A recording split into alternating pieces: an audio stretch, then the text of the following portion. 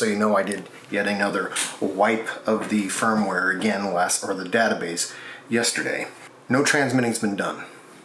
Complete fresh boot up. I've used it today. I did play some more with the DogPark software. Made some suggestions to the developer and basically said he didn't want to riddle it because it would affect its intuitiveness. It's very lacking. And also I found some clear bugs.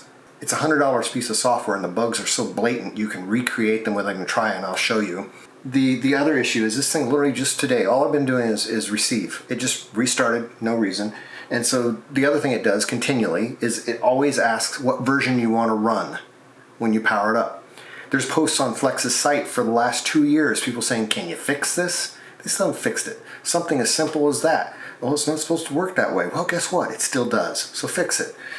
Somebody said, well, maybe make a profile, and when you save it, it'll keep that setting.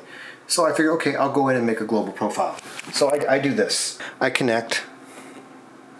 I have to pick the version every time, which can't even sort numerically. It sorts ASCII. So let's go in here. I went to create a global profile. Now they're there. Look at that. They literally were just gone. Let's try it again. So if I want to go in here, I finally get a keyboard up. Let's create a new profile. Let's just see what happens. Test 2. See if it actually works this time. Test 8, doesn't matter, I don't care. Okay, now it's working. There you go. Look, I deleted it. I deleted one profile, look at that. So now let's go back. Nothing. The list is screwed up. Let's go back over here. Look. Okay, so can we get the list back? Is there anything we can do? Let's delete this. Let's try doing another test. Just save it. Does it save? Doesn't do anything. Oh, look at that. There we got something back again. Let's delete. Oh, delete doesn't work. Now, look at the DogPark software. Watch this. So we have a pan adapter open. Slices, we have slice A. And we have one pan adapter right here. Notice these say they're off. Let's go ahead and add another slice. Let's go ahead and add another pan adapter. Let's add one more pan adapter. And let's add one more slice. It really doesn't matter. So now we have our 4 slices. And you got settings for each, right? And you see they have settings. And we have 4 pan adapters. Well, 3 pan adapters. All right. Now watch what happens when I close one. Okay. Now, it's fine. They moved down, right? But did they? Watch. This one and this one. Wait a minute. What happened? What do we got here? I don't understand. Why is that still lit up? Oh, wait a minute. Guess what? Let's go here. And you see we have these 220s, right? So you'd think if I go to this first one, this would control something, wouldn't it? Wow, it's not doing anything. Why isn't it? I don't understand. But if we go to this one, hey, let's grab a slider. Oh, look, the one that's off does something. Look at that. Okay, how's that doing something? It's off. I don't understand. Oh, well, that's nothing yet. Let's go to slices. Okay, so I deleted some slices.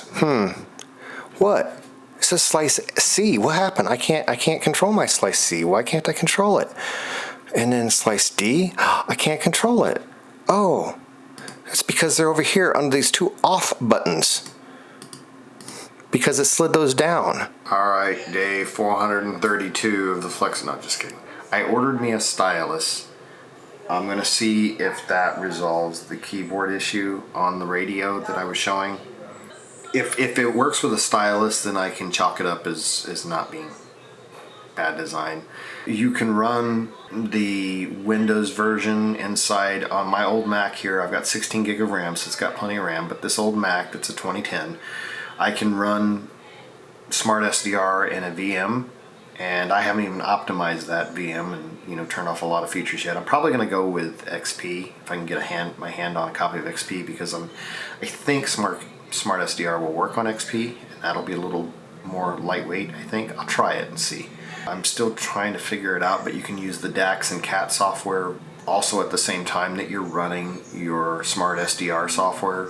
So you can have your Mac software and your virtual machine running Smart SDR, and you can run it all at the same time, and you can have your logger software up and it'll get the frequency from Smart SDR. In fact, let me start it up here. But basically, if I go into the CAT, see it shows no slices are present.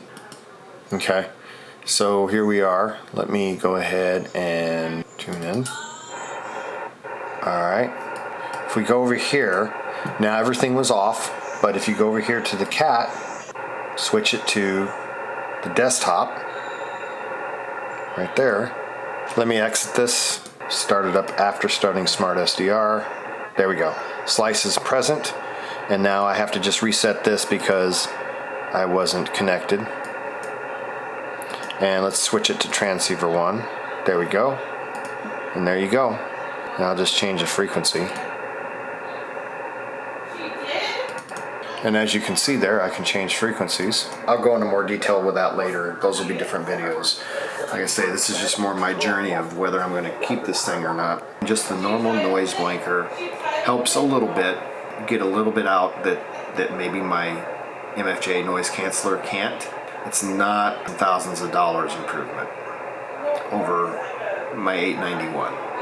Now I'm not saying it's not a better radio.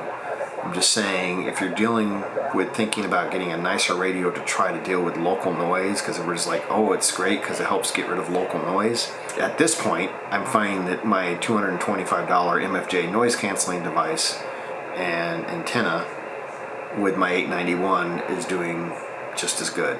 Maybe it's because of my RFI ground, and maybe I'm receiving a lot of noise that way, and like I say, I've got that device coming that will help with the artificial ground, and we'll see what kind of results we get. But honestly, if you want a new radio with a bunch of new features, like a pan adapter and stuff like that, and you're in a high noise situation, your results is better invested in antennas and other gear. I'm looking into a bog antenna, and so I don't know what will be involved in that. I don't have enough space. I have read that there's a loop on the ground concept as well. I don't know if that'll help. I'm already getting almost the same results with a $300 magnetic loop for receive only and a MFJ noise canceller. So for about $500, I'm getting pretty much the same noise canceling as a $5,000 radio. And like I say, you could invest in a beverage antenna. Like I say, a loop on the ground beverage, which I'm still researching, but that might help my situation. I'm not hearing any better. I was able to use the whip setting on my FT891, and then I'd usually crank it down to 2200, and then I would use the contour filter and tune right into where the voices were as clear as possible. And I'd use my MFJ noise canceller and my magnetic loop and tune the noise out the best I could. I'm still going to have to do the noise cancel and all that if I want the best results. It's not like I can just run the Flex. All that other stuff still would have to be in place. And really what the Flex has given me is a better noise blanker. Not the wideband noise blanker isn't doing a whole lot, but the noise blanker itself is definitely better on the Flex than it is on the 891. The 891 noise blanker is probably only good for things like a car. All it does is get really, really choppy sounding. It's not very pleasant to listen to. The Flex actually smooths it out and makes that noise disappear, but it doesn't make it any easier to hear the person talking. Alright, so yeah, I was just doing a quick test. So all I've got open is my Windows virtual machine running Smart SDR. I have WSJTX open right here. I still have to play with the audio stuff yet and do with that, but as you can see, I've got my CAT control open, and watch the channel as I change it in the Mac version. Let's go ahead and go to 20 meters. The radio changes in Smart SDR as well, so no issue at all.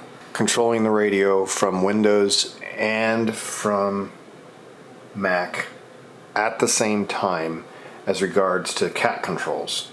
So that's all pretty slick. Let me open the CAT controls here. You can have multiple slices open here and all that. Now I still have to work out the DAX part for the audio to figure that out. It shouldn't be too much of a problem, at least with just one. I know it's not even an issue. There's no reason that you need to run DogParkSDR if you're running a Mac. You can still run all your other software on Mac and you're just running your virtual machine. In fact, if you wanted to, you could literally take a second computer, which I may end up doing. I have my other older Mac here, and what I may end up doing is actually using that to run Smart SDR to control the radio. So I've got my own computer just for the radio, and then I'll take my bigger Mac, my newer Mac, and set it aside for all my logging for my WSJTX and all that stuff. And then, of course, I have the control. Or I may scrap the whole idea and just hook a monitor right to the FlexRadio. But the point is, you do have options, and I'm actually appreciating that. It doesn't matter which, with the multiplex at least. I don't know if you could do it with the older versions, but with the multiplex, you can literally be controlling it right here at your station with multiple computers if you wanted to. That could open up a lot of potential. I started looking into the API. The API they have right now is Windows-based, but obviously DogParkSDR is talking to the Flex. So I'm trying to find out more documentation on the API. I thought it'd be cool to see what I could write software-wise to just control different things of the radio, just for fun. I'm not sure. I am liking the techie aspect of the radio.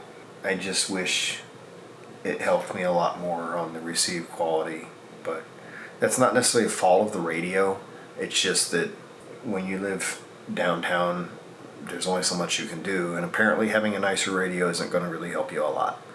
So yeah, just keep that in mind when shopping. You might find that the 7300 would do just fine for you with like a noise canceling device or something like that, but it's still a lot cheaper than buying this thing. Even though I may not necessarily be able to hear better, I'm really starting to like this now that I'm getting everything configured, as long as it's not flaking out. Right now I'm doing everything through the Maestro interface on the radio. I'm using what's called XDAX and XCAT, which are free software to connect to the audio and the CAT on the radio on my Mac, and I'm just using Soundflower. Now Soundflower comes with two pass-through interfaces. It's got the 2-channel and a 64-channel. You can use each of those independently. Listen to 2 channels on your radio without having to buy other software to manage the audio. So you can see on Soundflower I've got 2 streams. That's connected to the 64-channel version of Soundflower, and that's connected to this 2-channel version that's in Soundflower. So basically it's right there. I'm processing Morse code coming in here and FT8 over here. It's doing really well just by that. So I still have to figure out the CAT stuff for FLDigi, but the CAT for FT8 is working perfectly, and the CAT for RumLog is working perfectly. Again, I'll explain all that in other videos. I'm just trying to give a quick review of what I'm thinking of my impression of this radio as I go through, and whether or not I'm going to keep it. I have to say I feel more warm and fuzzy about it right now than I did the other day. You can boot this radio in a mode to where these knobs on the front will control the Smart SDR software on your computer.